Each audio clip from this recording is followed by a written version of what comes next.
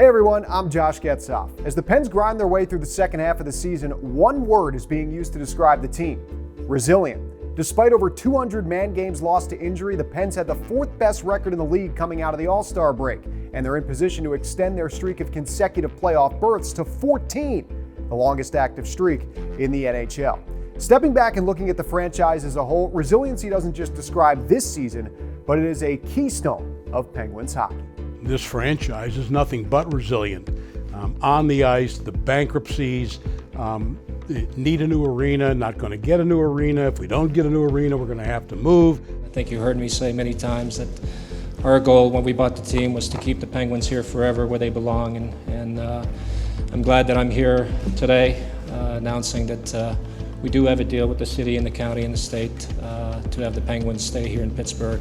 Mario taught us all how to be resilient and how to bounce back and how to deal with his particular issues, not only with intensity but with grace. That resiliency was on full display during the 1990-91 season. Lemieux would miss the start of the season due to back surgery, a moment then newly signed free agent Bryan Trottier remembers vividly. Driving into town and hearing that Mario Lemieux's back is gone, I drove into town right to the hospital and found out he's under an assumed name and whittled my way up to the top there, and there's Natalie and Mario, and I said, Mario, I came here to win a cup, you got to get better. He goes, no kidding, I want to get better too. Lemieux would return to the lineup on January 26, 1991 in Quebec and received a thunderous ovation from the Civic Arena crowd 3 days later. Feel the excitement in the building as Lemieux returns to the Civic Arena for the first time since the final game of the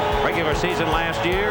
And it's just such a great feeling to see him back here and to see the fans being able to respond to him one more time, because there was time earlier in this season we really wondered if we'd ever see this again.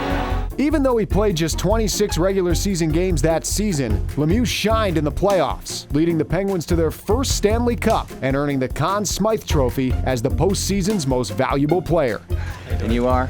Mario Lemieux. Mario, I was talking to. I had that feeling. The splendor of a championship would soon give way to worry for the team's head coach, Badger Bob Johnson. As we begin another year, the Penguins, of course, the defending Stanley Cup champions. The big story is the illness to Bob Johnson, the Penguins coach, and the replacement interim coach, Scotty Bowman. I don't think anybody, we knew how serious it was. And all of a sudden, Craig one day said to me, you know, we'd like to keep the job open. Would you see fit to start the season, and if things work out, Bob would come back?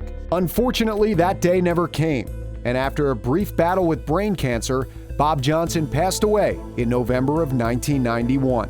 We planned to carry on, and his goal was to win Stanley Cups. We're going to go on with that. The team carried on and won their second cup in as many years, remarkably playing through grief as well as physical pain, personified by Rick Tocchet, who played through a broken jaw at the end of the regular season and through the playoffs.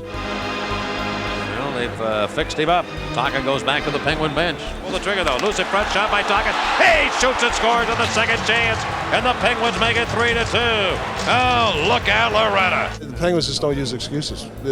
Anytime you walk in that room, whether there's 4 guys hurt or there's a devastated injury, nobody ever talks about it. Since then, a generation has passed, but the Pens still have that persistent, no excuses attitude. Let's remember, in Game 7 in Detroit, they didn't have Sid for the last half of the game. And Crosby hunched over, apparently hurt on this play, and he will try to get to the bench. The lines were going to change. I remember being moved from wing to center a little bit because we had to compensate for Sid's injury, and everybody's kind of being put in different spots. Here comes Talbot back again with Kennedy over the right side. Talbot shoots.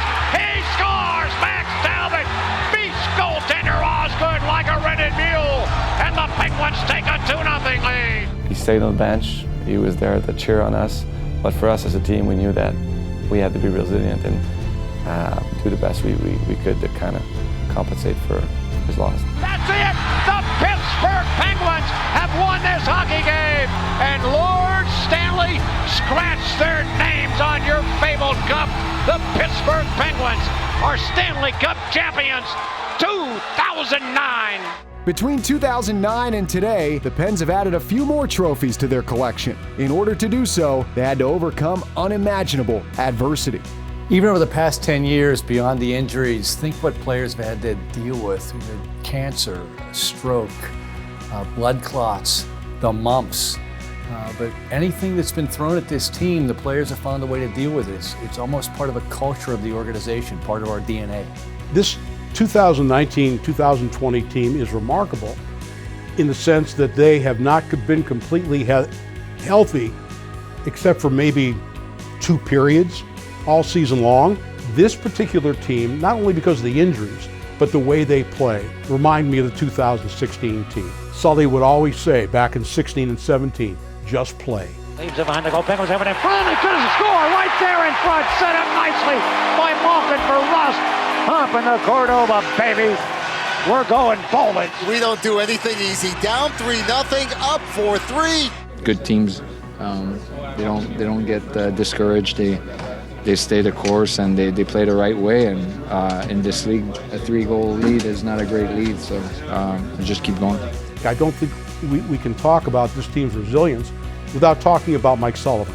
I think that he makes them understand that there's a certain way to play that will almost, if not ensure, bring you very close to ensuring victory. If you play this way, it will win. Luger goes to McCann, a side scores! The Penguins do it again in overtime. And the Penguins, they just keep battling back. Whatever you throw in their way, they mow it down. It's a huge win. That's how to stay with it. We give up the goal late, we just keep going. We just keep going. We just keep playing. It's going to be important moving forward. We're going to be in a lot of these 1-goal games, and we got to learn how to win them, and we're doing a hell of a job. It's a great team effort, okay? The guys in this room, they do it. They play hard for each other, and they play smart, and if you do those 2 things in this league, you give you a chance to win every single night. So what we set out to do in the off season when we made the changes and some of the approach that the coach was going to take was, let's have a team concept. And that came together very quickly, to the credit of Mike Sullivan and his coaching staff and to the players. They knew that they could deal with any adversity, anything that came their way, get behind in games. They knew they could come back, get injuries, which we've had a lot of. They knew they could overcome it. They just believe in themselves. It's the way of the Penguins, a belief ingrained in the DNA of the franchise. Decades of resiliency that is carried on every hockey night in Pittsburgh.